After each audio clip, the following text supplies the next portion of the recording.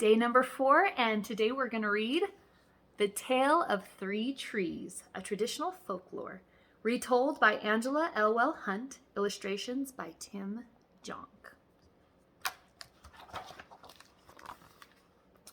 Once upon a mountaintop, 3 little trees stood and dreamed of what they wanted to become when they grew up.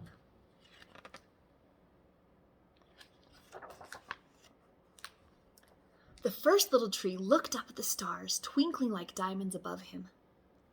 "I want to hold treasure," he said. "I want to be covered with gold and filled with precious stones. I will be the most beautiful treasure chest in the world."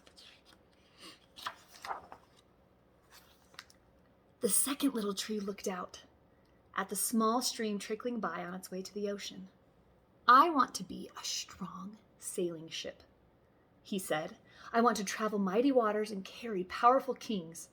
I will be the strongest ship in the world." The third little tree looked down into the valley below, where busy men and busy women worked in a busy town. "I don't want to leave this mountaintop at all," she said. "I want to grow so tall that when people stop to look at me, they will raise their eyes to heaven and think of God. I will be the tallest tree in the world." Years passed. The rains came, the sun shone, and the little trees grew tall. One day, 3 woodcutters climbed the mountain. The first woodcutter looked at the first tree and said, "This tree is beautiful. It is perfect for me." With a swoop of his shining axe, the first tree fell. "Now I shall be made into a beautiful chest," thought the first tree. "I shall hold wonderful treasure." The second woodcutter looked at the second tree and said, "This tree is strong. It is perfect for me." With a swoop of his shining axe, the second tree fell. "Now I shall sail mighty waters," thought the second tree. "I shall be a strong ship fit for kings." The third tree felt her heart sink when the last woodcutter looked her way. She stood straight and tall and pointed bravely to heaven. But the woodcutter never even looked up. "Any kind of tree will do for me," he muttered. With a swoop of his shining axe, the third tree fell. The first tree rejoiced when the woodcutter brought him to a carpenter's shop. But the busy carpenter was not thinking about treasure chests. Instead, his work-worn hands fashioned the tree into a little feed box for animals.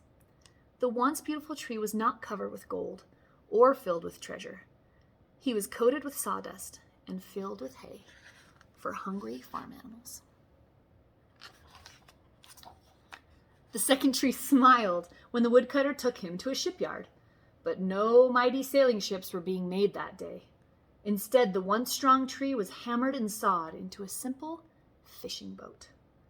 Too small and too weak to sail an ocean or even a river, he was taken to a little lake. Every day he brought in loads of dead, smelly fish. The third tree was confused when the woodcutter cut her into strong beams and left her in a lumberyard. What happened, the once tall tree wondered. All I ever wanted to do was stay on the mountaintop and point to God. Many, many days and nights passed. The 3 trees nearly forgot their dreams. But one night, golden starlight poured over the first tree as a young woman placed her newborn baby in the feed box. "I wish I could make a cradle for him," her husband whispered. The mother squeezed his hand and smiled in the starlight as it shone on the smooth and sturdy wood. "This manger is beautiful," she said. And suddenly, the first tree knew he was holding the greatest treasure in the world. One evening, a tired traveler and his friends crowded into an old fishing boat. The traveler fell asleep as the second tree quietly sailed out into the lake.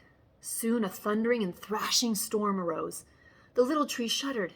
He knew he did not have the strength to carry so many passengers safely through the wind and the rain. The tired man awakened. He stood up, stretched out his hand, and said, "Peace." The storm stopped as quickly as it had begun. And suddenly, the second tree knew he was carrying the King of heaven and earth. One Friday morning, the third tree was startled when her beams were yanked from the forgotten woodpile. She flinched as she was carried through an angry, jeering crowd. She shuddered when soldiers nailed a man's hand to her. She felt ugly and harsh and cruel. But on Sunday morning, when the sun rose and the earth trembled with joy beneath her, the third tree knew that God's love had changed everything. It had made the first tree beautiful. It had made the second tree strong. And every time people thought of the third tree, they would think of God. That was better than being the tallest tree in the world. Thank you so much for joining me today, and I will see you tomorrow for day number 5.